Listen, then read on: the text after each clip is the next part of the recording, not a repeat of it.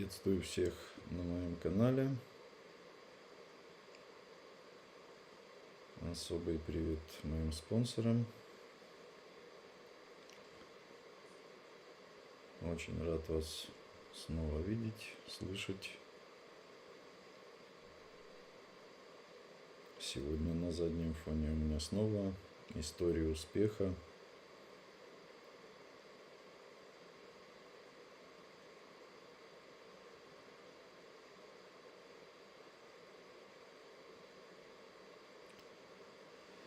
Этот человек действительно достоин всяческого уважения, потому что он поднялся с нуля для того, чтобы избавиться от заикания. Он выучил английский язык, хотя его не знал.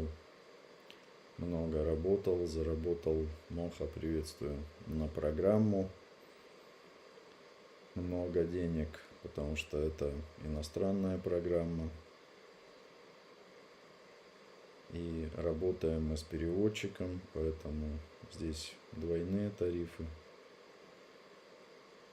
Но этого человека ничего не остановило, потому что у него была мечта заговорить отлично, заговорить эталонно, заговорить красиво. И вот этот человек заговорил красиво, наконец, под моим чутким руководством, и даже победил на конкурсе ораторов, понимаете? То есть вот такие люди, такие ученики, которые действительно вместе с учителем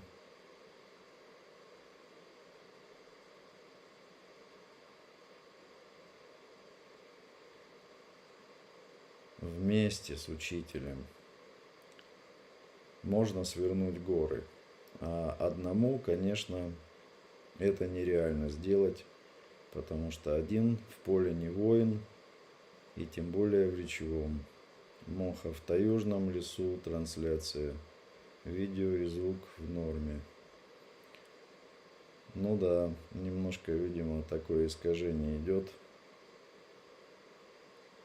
Ну, мне-то не особо это видно, честно говоря.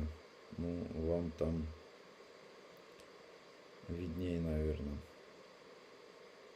Но суть ведь не в изображении, на самом деле. Главное, что звук хороший, чтобы слышно было меня. И легко было воспринимать то, о чем я говорю.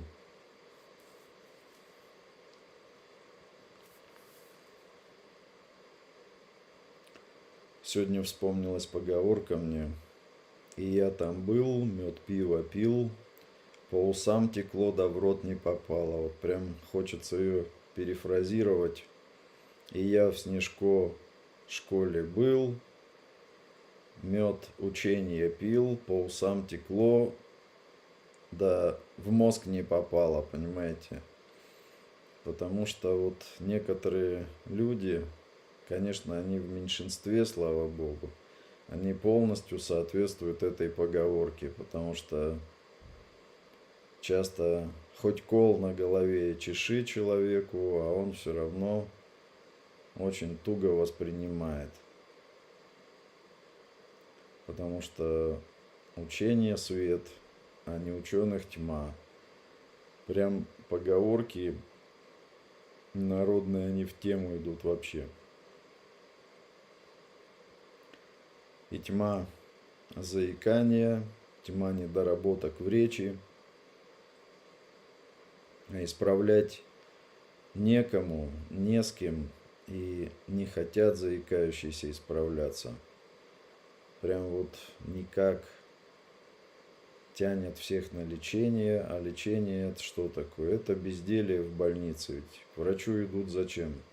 За освобождением от учения, за освобождением от работы, правильно? По другим вопросам к врачу не ходят.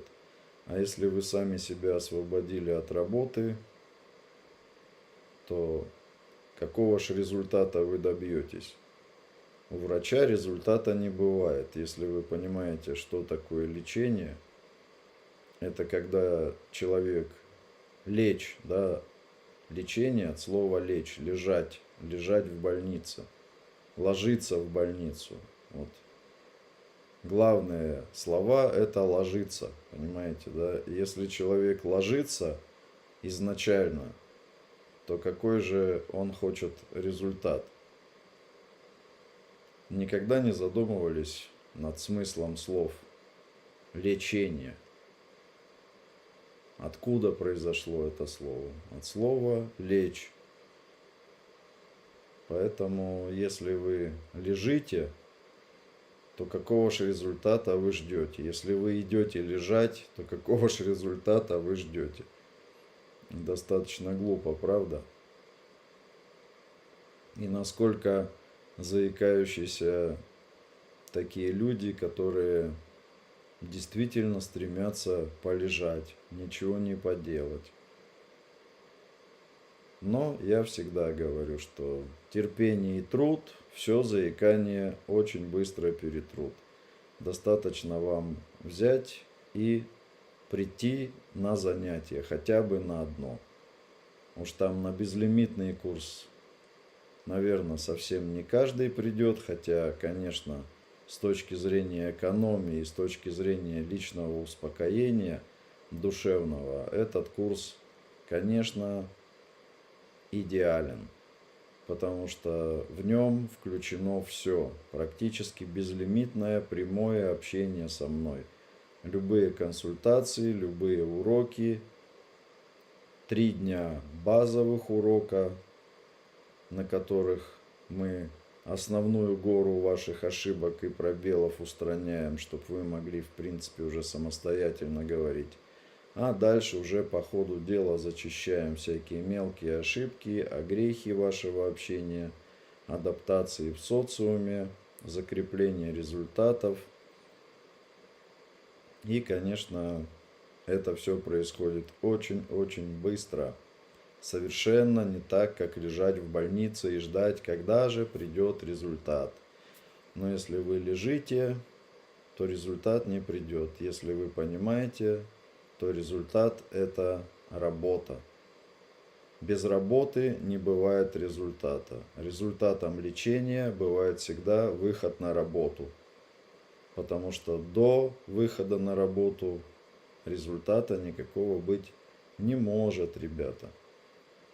Поэтому кто-то лечится, вот говорят, я лечился там-то, проще говоря, я бездельничал там-то, я бездельничал там-то. И туда я сходил и тоже бездельничал. Или занимался ерундой какой-нибудь, но не делом. А потом говорят, а результата никакого нет. Я говорю, ну правильно, ты что делал? Лечился, то есть бездельничал. Ну замечательно. А какой же результат ты хотел? Никакого результата.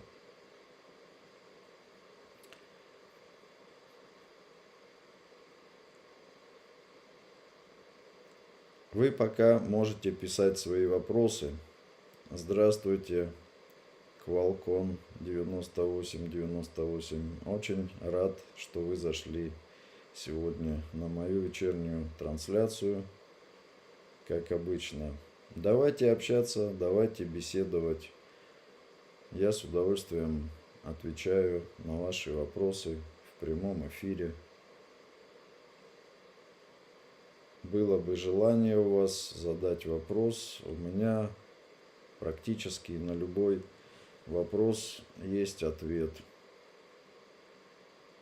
Единственное, что не даю номеров лотереи, потому что я не провидец, не пророк. Я человек, который ясные, четкие планы дает людям для того, чтобы они выходили из самых тяжелых, из самых драматических ситуаций в своей жизни. Ну, в частности, 20 лет уж практикую вытаскивание заикающихся из вот этого нелепого, ужасного состояния под названием болезнь заикания. Ну, в принципе, очень много у меня разного рода знаний, поэтому по духовному развитию можете задавать любые вопросы, по йоге, медитации, мистике. все, что вас интересует. Возможно, что-то читали, возникли какие-либо вопросы у вас, что-то непонятно, что-то заходит вам в голову, что-то не заходит. Приветствую, GoPro. Моха. Людей программируют с детства любить лежать на диване и мечтать получать за это бабки. Ну, есть такое дело, действительно. Но вот некоторые люди с детства, они такую истину запоминают, что без труда не вытащить и рыбки из пруда. Под лежачий камень вода не течет. И кто-то, вот лично я эту мудрость для себя вынес. И когда лентяй, допустим, говорит, вон лохи пошли работать, он в этот момент вообще не соображает, что когда люди работают, они обучаются навыку. То есть люди становятся умнее, реально сильнее, потому что они много узнают нового, они учатся новому, они становятся реально сильнее в процессе работы. А тот, кто бездельничает, он себя лишает опыта, он себя лишает знаний. Фактически он сам себя превращает в тупицу. И причем он еще этим гордится. Он говорит, вон лохи-то работать пошли, а я-то вот сижу, ничего не делаю. Ну правильно, ты сидишь, ничего не делаешь и остаешься дураком. Так кто здесь лох? Яра 8006. Приветствую, добрый вечер. Я так понимаю, онлайн тоже есть занятия. Да, можно это назвать занятиями, вот нашу встречу, но есть и приватные занятия, которые я провожу по 6 часов в день, потому что то, как это проводят логопеды и прочие учителя, я считаю, что если целый рабочий день не посвятить, то за час мы ничего просто не успеем сделать. Поэтому занятия должны проводиться так, чтобы у человека действительно серьезные подвижки после этого занятия пошли. Поэтому вот здесь мы с вами предварительные занятия, общие занятия, можно это так назвать, общие уроки осуществляем, на которые я прихожу с запасом своих знаний. И так как я говорю в целом для всех, то, конечно, мы не разбираем некие конкретные случаи подробно. Но общие вопросы для общего развития, общего образования, для того, чтобы вы действительно умнели, готовились к индивидуальным занятиям, и на индивидуальных занятиях мы не тратили время на общие вопросы. Я вот придумал такой бесплатный вечерний курс для всех желающих людей, кто хочет просто приходить вечерком и образовываться у меня в школе в плане общего развития. Ну, конечно, так как многие вопросы, они практически полезны и важны в вашей жизни, то, конечно, наши вечерние занятия, я думаю, они серьезную пользу вам всем послужат и сослужат в жизни. Потому что без вот этих азов, без фундамента общего, частные занятия, они тоже будут не совсем успешны. Чтобы я просто не тратил время на ответы общего плана, на занятиях, где требуется действительно уже конкретный подход для конкретного человека. Поэтому, Моха, возвращусь к вашему вопросу, я вас программирую как раз правильно здесь. Потому что у меня здесь не зомбоящик и не некая школа для мошенников, где я людей приучаю ничего не делать и получать все, что они хотят, потому что это можно действительно сравнить с мошеннической школой. Я всегда говорю, что тот, кто хорошо, грамотно трудится, тот и имеет правильный результат. И если ты это сделал сам, то этот результат у тебя в виде твоего опыта, который в тебе прямо остался. Его уже никто с тебя как грязь не соскребет, никто не украдет твой опыт, а твой опыт это твои деньги, это твой успех. И поэтому даже Христос говорил: собирайте знания, которое вечное, которое нетленное, а ваши знания, ваш опыт это знание нетленное. А вот как раз деньги, они пришли и ушли, понимаете? А с помощью опыта мы эти деньги можем постоянно генерировать. Допустим, человек получил профессию, получил знания, и он может что? Теперь всю жизнь зарабатывать на этой профессии. Таким образом, знание всегда приносит деньги. Чем люди более образованы, тем они более ценны. То есть личная стоимость человека прямо пропорциональна его знаниям. А тот человек, который ленился, когда другие приобретали опыт и приобретали знания, понятное дело, что этот человек, он пустой, как пустой сосуд, понимаете? А за пустоту кто будет платить? Никто. Поэтому человек это как сосуд. Чем он более наполнен, тем он более ценен. И вот хорошую тоже поговорку недавно тут слышал. Она очень просто говорит. Вот есть коробочка. Представьте вот свою голову там или любую емкость абсолютно. Если мы в любую емкость, самую неприглядную, положим бриллиант, то она сразу превратится в шкатулку с драгоценностью. А если мы в любую, даже самую прекрасную шкатулку с резьбой, отделанную и так далее, положим огрызок, то она сразу превращается в помойку. Поэтому вы должны прекрасно понимать, что не то, что емкость какая-то есть. Вот голова, допустим, это емкость. Чем вы наполните свою голову? Огрызками какими-то или бриллиантами? Вот я вам предлагаю всегда бриллианты, чистейшей пробы.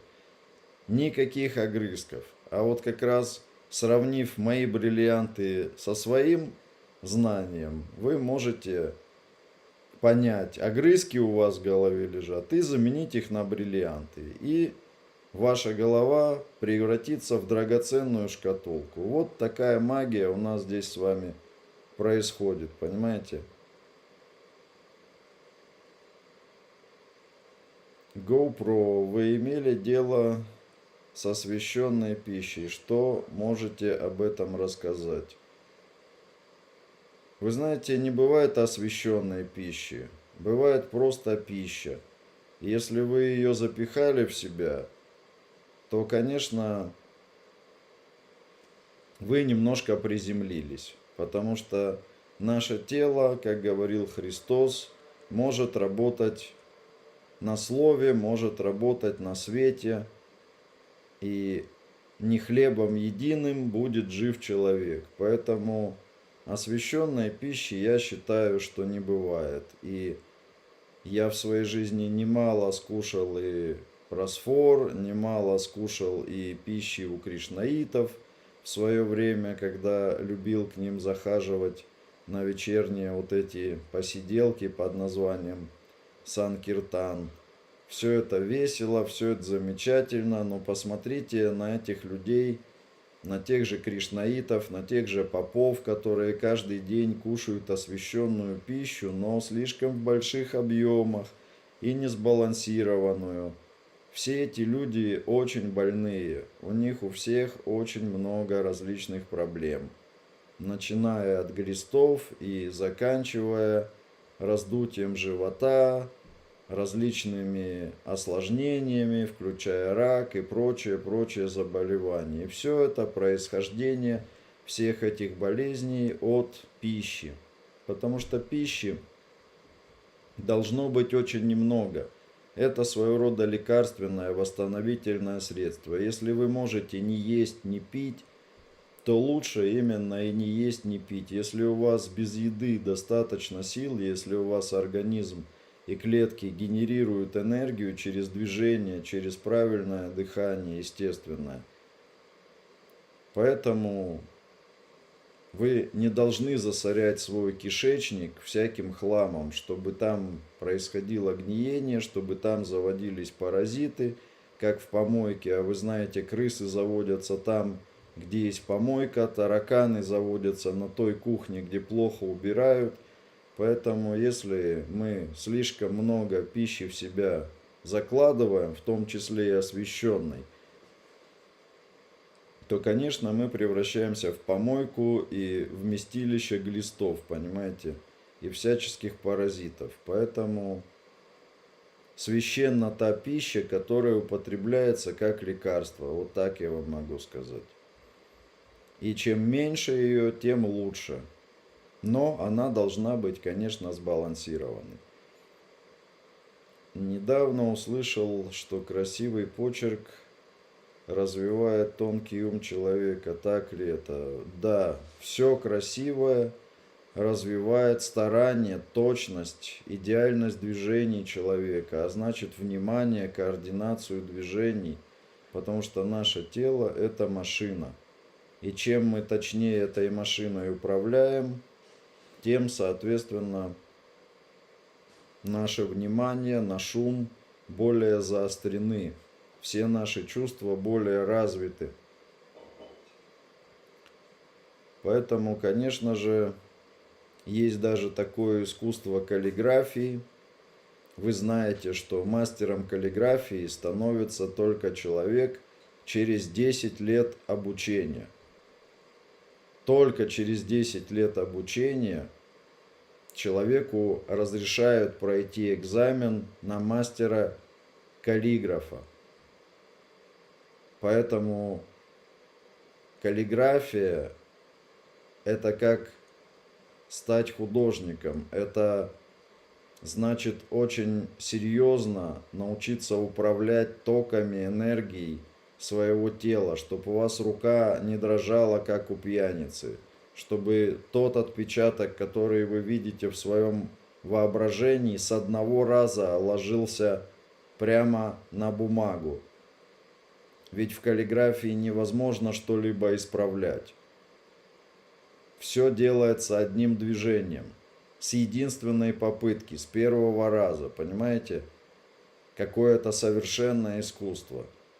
Поэтому чем у вас действительно красивый почерк, чем вы более близки к каллиграфическому письму, тем у вас будет более обостренный ум, более обостренное внимание, и вы, конечно, можете считаться более развитым человеком, нежели те, кто это не умеют делать.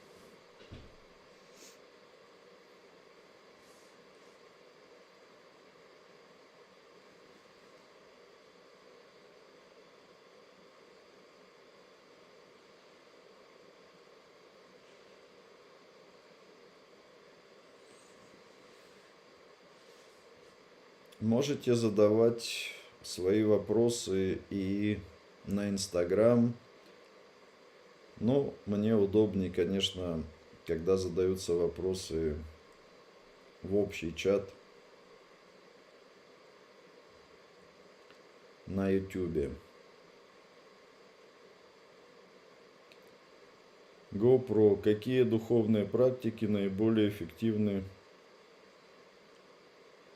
в наш век Кали-юги? Да, духовные практики, они всегда одни и те же. Просто у них могут быть внешние ритуальные отличия.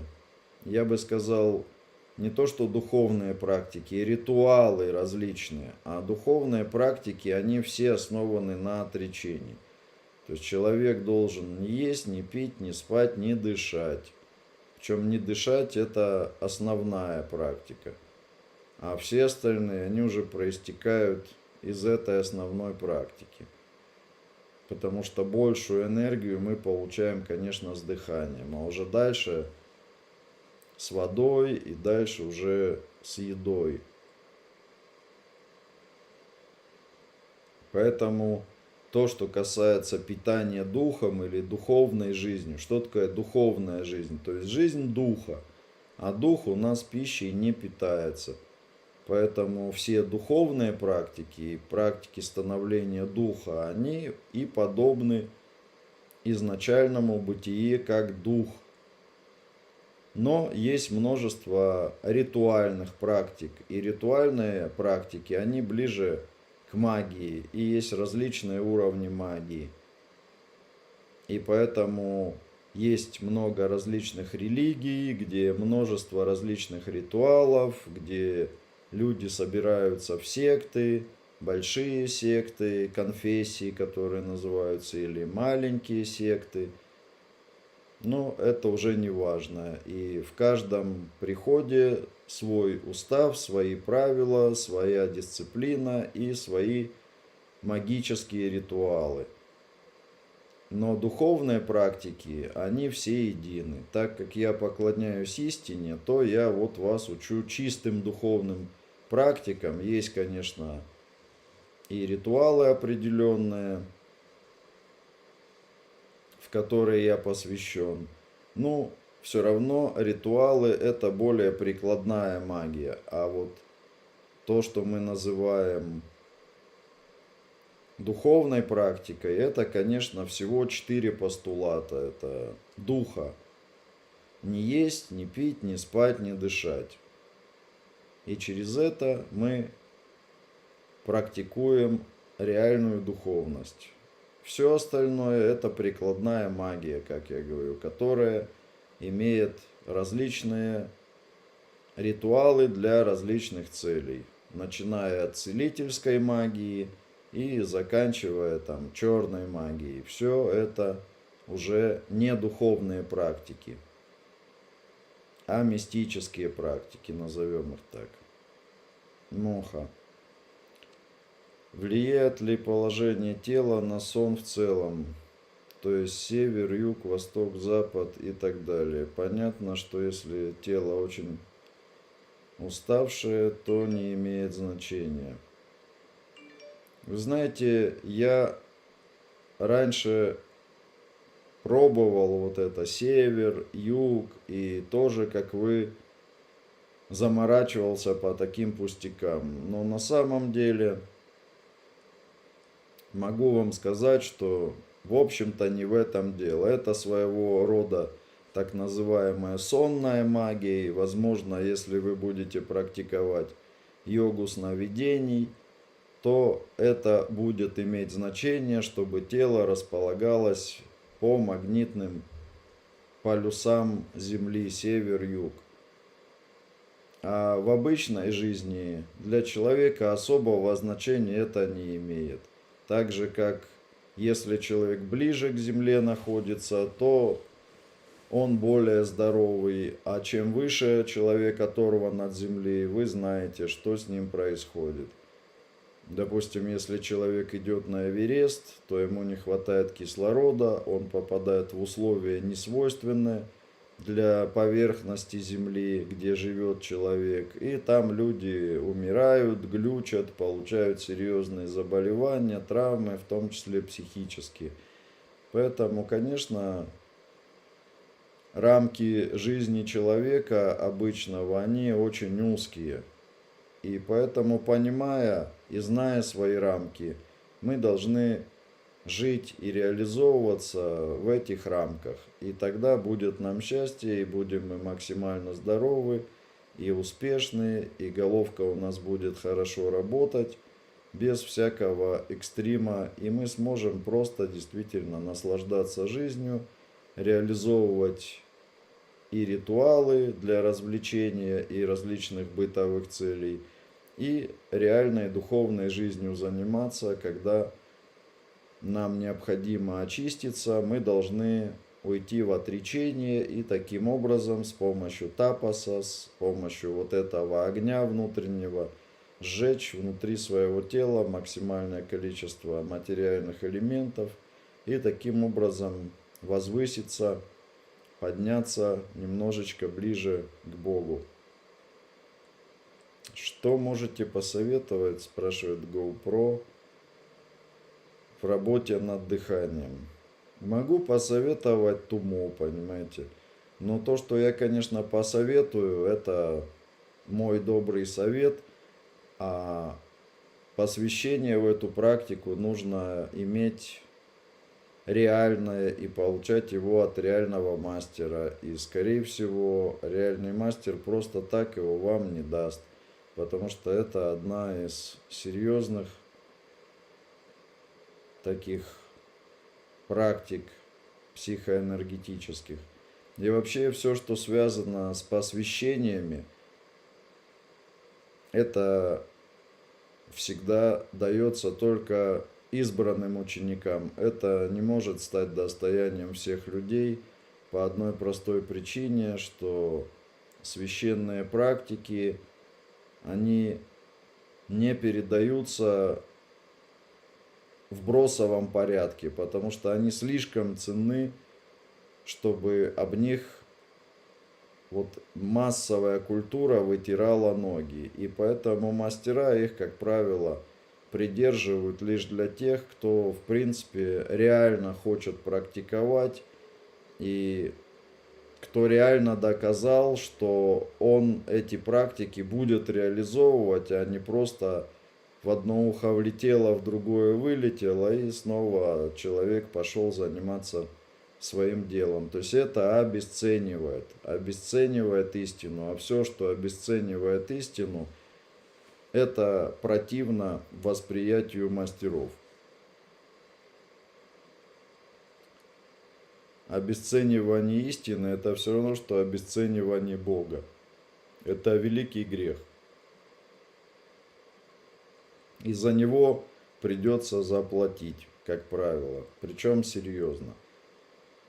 Как бороться с гипоксией обычному городскому жителю? Да не нужно ни с чем бороться, потому что не дышать, понимаете. Есть практика духовная, не дышать. То есть человек, когда не дышит, то у него как раз и формируются те самые божественные потоки эфира в теле, расширяются нади, появляется внутренний огонь, тумо так называемый, и который сжигает все, и происходит работа клеток с эфиром, запитка клеток тела эфиром, понимаете, да? Поэтому гипоксия — это немножечко другое. Гипоксия — это когда человек, допустим, надышался выхлопных газов, там, или он угорел, или человек настолько неправильно глубоко дышит поверхностно, очень часто, да, что у него скапливается углекислый газ, и кислород не полностью вентилирует легкие. Вот часто заикающиеся задыхаются, когда начинают практиковать речевое дыхание. И они реально начинают задыхаться. И вот это состояние, что человек задыхается, что ему не хватает кислорода, оно вызывает все виды панических атак.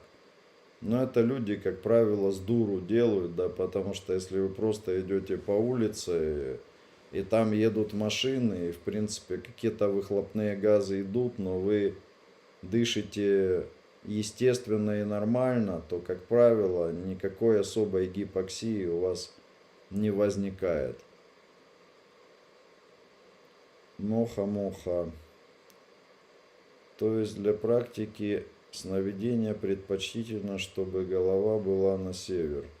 В принципе, да, если вы расположите тело таким образом, то вам легче по магнитному полю будет выскользнуть из тела.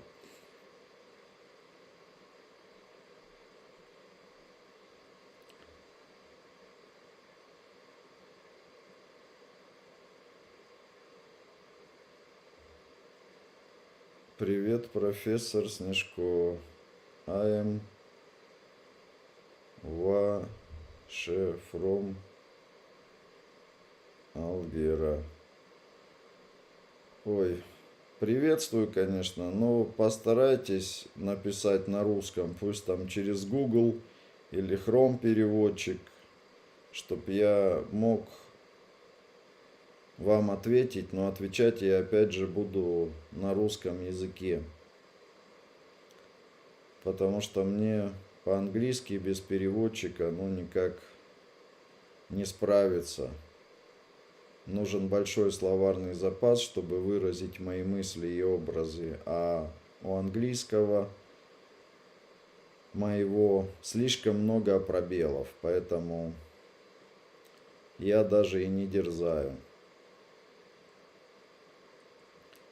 Одно время Моха спрашивает, давно как-то заморачивался с положением тела для нормального сна, но пришел к выводу, что все это не имеет значения. Ну, я пришел к аналогичному выводу, поэтому наши опыты с вами вполне себе совпадают, и действительно это так. Главное, чтобы тело было максимально расслаблено, и чем оно более глубоко расслаблено, а ваша осознанность выше, тем более интересные мистические опыты вы можете переживать. Поэтому, конечно, самое главное – это осознание. Потому что когда мы уходим в сон, то мы теряем свое осознавание. И в этом и заключается суть йоги сновидений, что тело расслабляется и уходит в сон, а так как наше сознание это не тело, оно остается бодрственным. И в этот момент, если человек остается бодрственным, то он наблюдает очень интересные феномены, как взаимодействует тело без сознания, и как сознание взаимодействует без тела. ВКонтакте кто-то мне написал.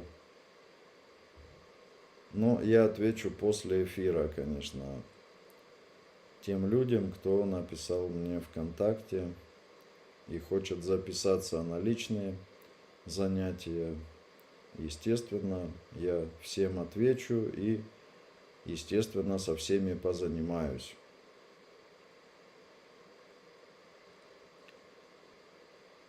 Инстаграм может задавать тоже вопросы, не стесняться.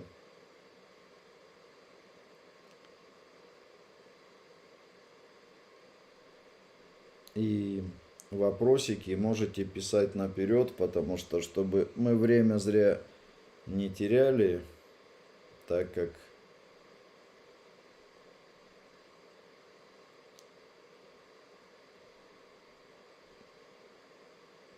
люди меня смотрят, а вопросов не задают. А раз вопросов никто не задает, то мне и отвечать-то не на что. Я, конечно, могу о чем-то рассказывать, много о чем могу рассказывать, но хотелось бы именно пообщаться с вами, понимаете? Марина. Заикание в 3 года временами есть, временами нет. Что делать? Марина, все очень просто на самом деле. Нужно ребенку демонстрировать свой личный пример. И когда ребенок будет вас зеркалировать, если ваш пример идеален, то и ребенок будет подстраиваться под ваш пример. Я всегда говорю простую формулу для детишек. Чтоб как мама говорить, надо за мамой что сделать? Повторить.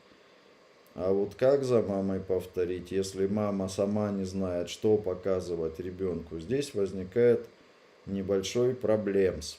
Потому что мамы часто показывают детям как раз то, что и приводит их к заиканию. Поэтому, Марина, если вы возьмете у меня всего 1 день занятий, то я вам покажу, что показывать и как показывать своему ребенку. И вы очень легко, без всяких логопедов, сможете такую речь своему ребенку развить, что все вокруг будут просто завидовать. Они будут просто говорить: боже мой, как у вас хорошо говорит ребенок. Как вы это вообще сделали?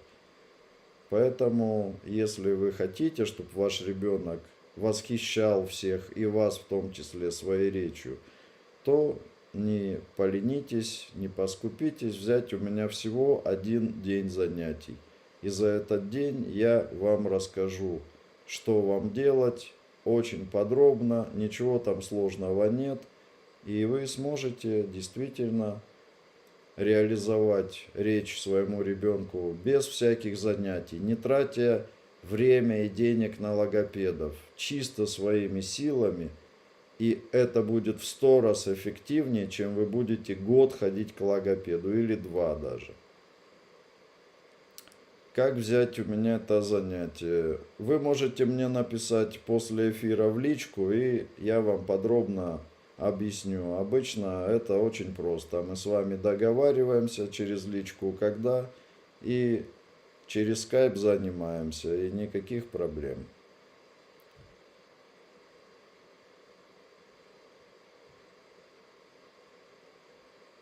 Добрый вечер. Для чего делают пранаямы?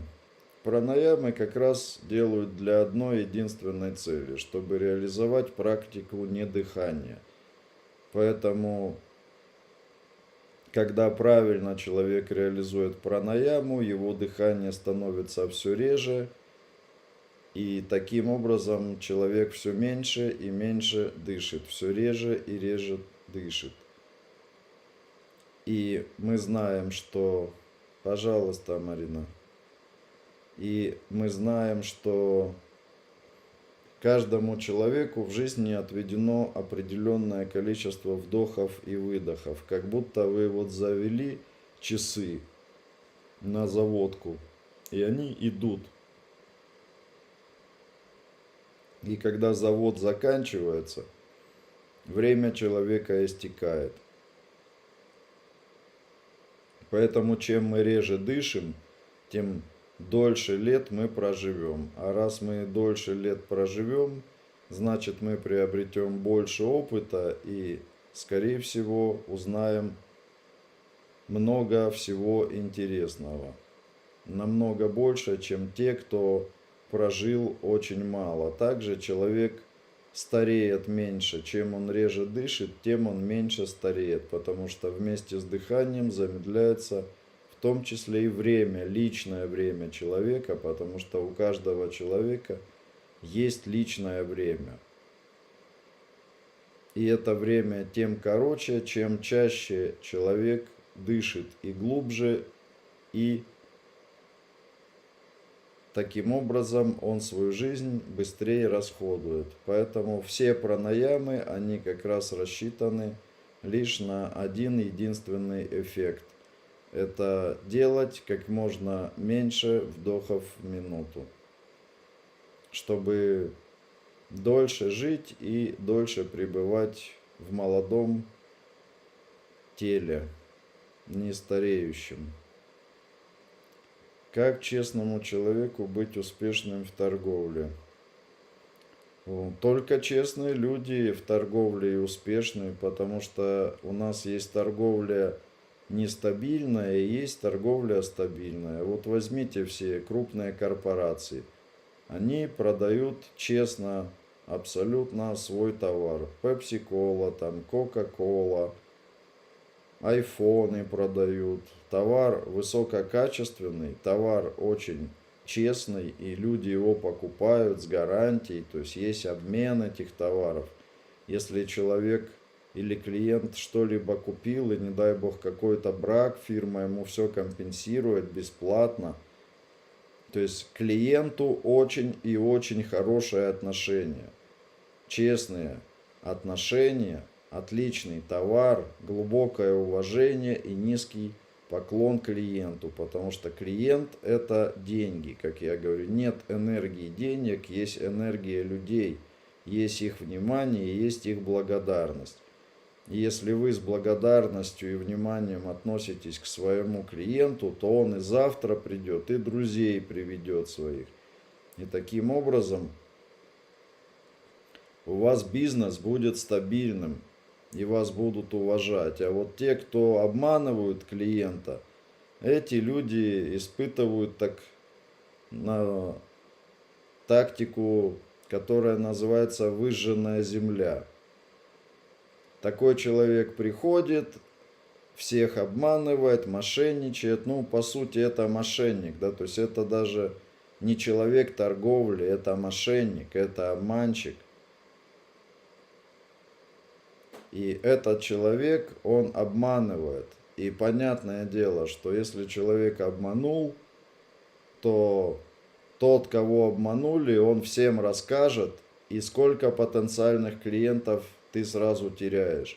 И в дальнейшем слух идет, люди друг другу информацию передают, и все начинают тебя презирать, и все начинают тебя гнать, все начинают с тобой дел не иметь. То есть, поэтому говорят, что лицо и репутацию можно зарабатывать годами, и нужно зарабатывать годами, а потерять ее можно за один миг. Поэтому хороший торговец, он ценит своих клиентов на вес золота. Потому что клиент, он выше денег, потому что он владелец денег, и он решает, отдать вам деньги или не отдать, за что отдать. И если ваш клиент доволен, и если вы к клиенту относитесь по-человечески, то, конечно, клиент и его деньги в вашем распоряжении всегда. А если вы обманываете, то скорее всего, вы прогорите в любом бизнесе. Ваш бизнес не будет долгим, а через какое-то время ваша карма благая исчерпается, и окажется такой человек на помойке, или кто-то его грохнет, потому что у людей у некоторых терпение не безграничное, понимаете? Поэтому всегда нужно в бизнесе быть максимально честным, если вы действительно хотите быть хорошим бизнесменом.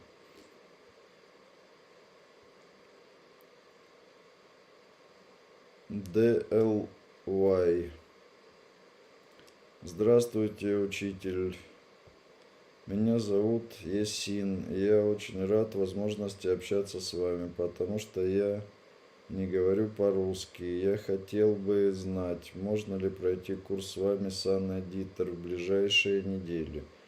Конечно, мы будем очень рады вас, Есина, обучить. Свяжитесь с Анной Дитер, назначит она сразу занятия в ближайшие дни, и мы с вами решим все ваши проблемы. Чтобы решить мою проблему заикания, буду рад, что смогу приехать в Россию напрямую, чтобы встретить вас. Ну, приехать сейчас в коронавирус не получится, потому что мы работаем через интернет, но никаких проблем здесь нет. Как видите, мы можем спокойно общаться и через интернет, и это никоим образом не помешает нам совместно работать, а значит и получать необходимые результаты. Из-за отсутствия рейсов мы сможем видеться друг с другом по скайпу. Действительно, зачем столько времени тратить на самолеты? Можно сейчас все очень-очень быстро делать по скайпу, потому что нам не нужно никаких дополнительных затрат. Мы должны все делать максимально доступно финансово, максимально быстро, максимально легко выходить друг с другом на связь для того, чтобы быстро координировать ваши успехи или ваши недоработки. Моха. Есин, ну вы меня слышали, надеюсь, да? Еще раз повторю для вас, что, конечно, в ближайшее время мы сможем начать занятия. Нужно просто связаться с Анной Диттер.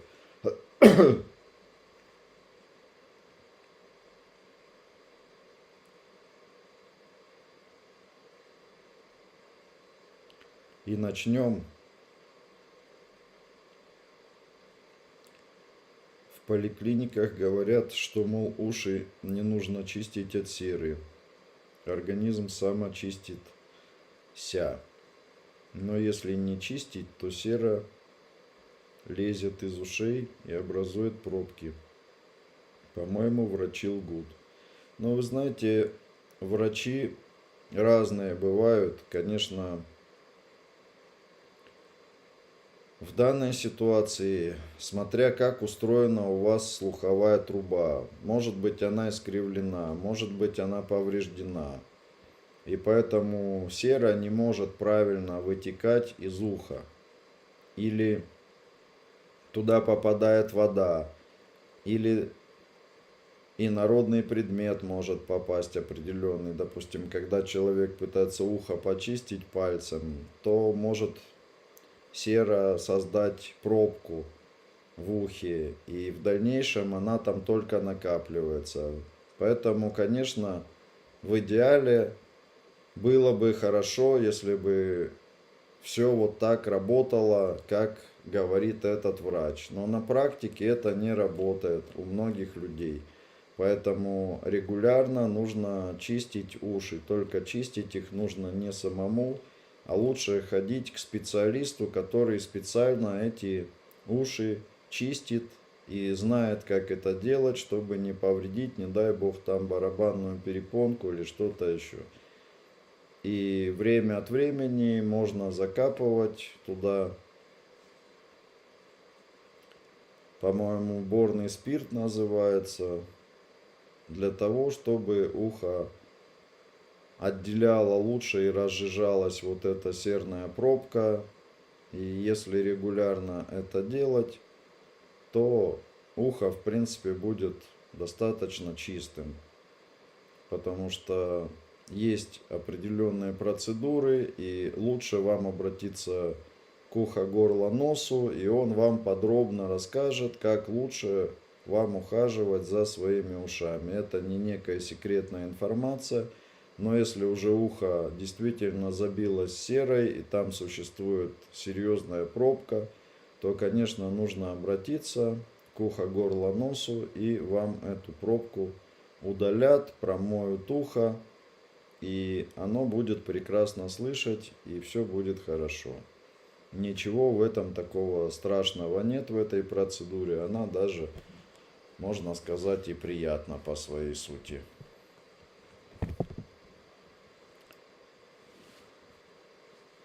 А врачи, они не то что лгут, потому что современные врачи часто бывают просто недоучками, понимаете? Вы же сами были студентами и прекрасно знаете, что многие прогуливают занятия, многие не учатся как должно, как следует. И потом из них такие врачи получаются, что избави меня Бог от таких врачей. Понимаете, да? А уж от прочих врагов я и сам как-нибудь избавлюсь. Как увеличить благую карму? Благая дхарма это называется. Карма это всегда плохая. Не бывает особо благой кармы. Вообще благая дхарма бывает. Карма переводится как действие вообще-то. Ну, мы можем тогда говорить о благих действиях, о добрых действиях. Но добрые действия называются дхарма. Дхарма и карма. Если мы следуем пути дхармы, добрых деяний, то мы на правильном пути. Если мы идем по пути кармы или злых деяний, разрушительных деяний, которые разрушают нашу личность, которые разрушают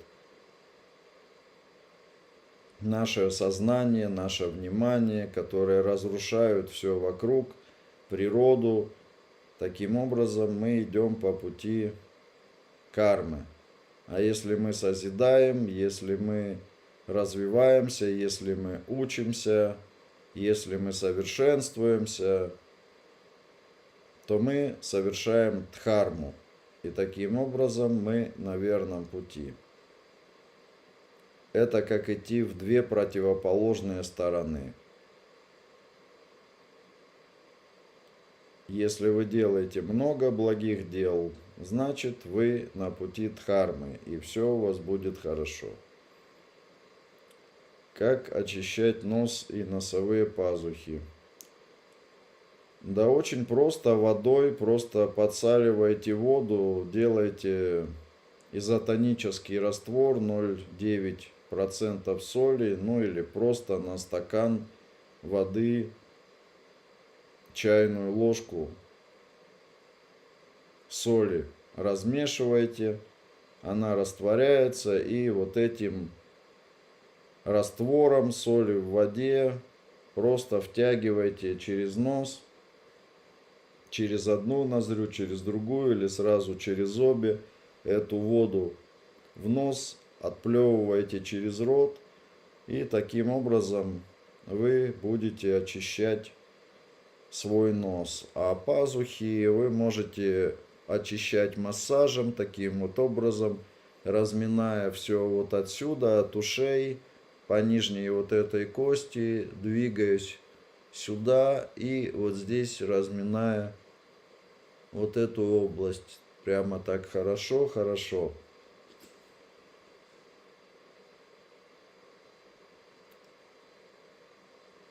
Есть еще, конечно, способы очищения, но об этих способах очищения я в основном рассказываю только на индивидуальных там занятиях в ашраме, куда ко мне люди, там ученики приезжают, и там я даю более тайные посвящения, которые, в принципе, на публику рассказывать не положено.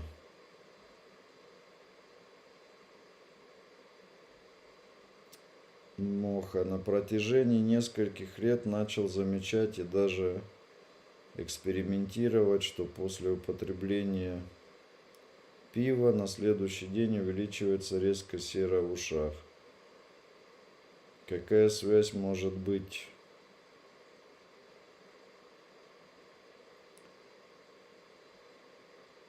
Специально чистил перед употреблением. Ну, значит, пиво так влияет на ваш обмен веществ. Не каждый, естественно, человек так реагирует на пиво, потому что у кого-то пиво вызывает аллергию, у кого-то оно хорошо усваивается, у кого-то там поджелудка начинает сразу болеть, у кого-то печень. У каждого свой обмен веществ. Но если вы установили для себя лично такую закономерность, что ж, в таком случае вы можете ограничить употребление пива, если вас действительно так напрягает выделение серы в ушах. Но если вы понаблюдаете, может быть, еще раз и попробуете другие продукты употреблять, сделайте более чистый эксперимент, возможно, вы найдете и другие закономерности в выделительных процессах своего тела. Поэтому каждый из нас может экспериментировать, употребляя определенный продукт без других продуктов и наблюдая, как тело этот продукт усваивает и что происходит. Это своего рода пищевая алхимия, которой, в принципе, ради самопознания каждый человек имеет право и может заниматься.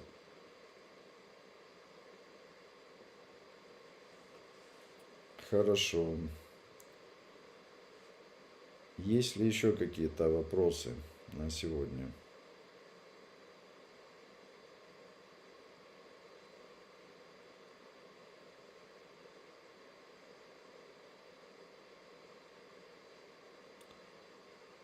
Что ж, вижу, пока нет. Как раз самое время поставить лайк под моей трансляцией, продвинуть немножко мое видео. Если есть желание написать что-либо в комментариях снизу, это тоже поможет продвинуть это видео.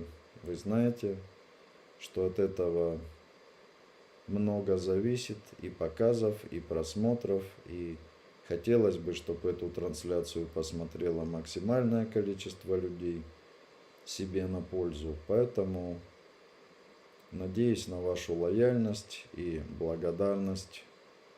Спасибо вам за то, что сегодня пришли ко мне на мой вечерний эфир, на мою вечернюю встречу, на мой урок. Всего доброго вам, до новых встреч. И по вечерам я обычно всегда с вами беседую, поэтому если есть желание, приглашайте знакомых с их вопросами, приглашайте своих друзей, посидим, пообщаемся. Это будет намного интересней, чем просто смотреть зомбоящик, я думаю. Всего доброго. Пока-пока.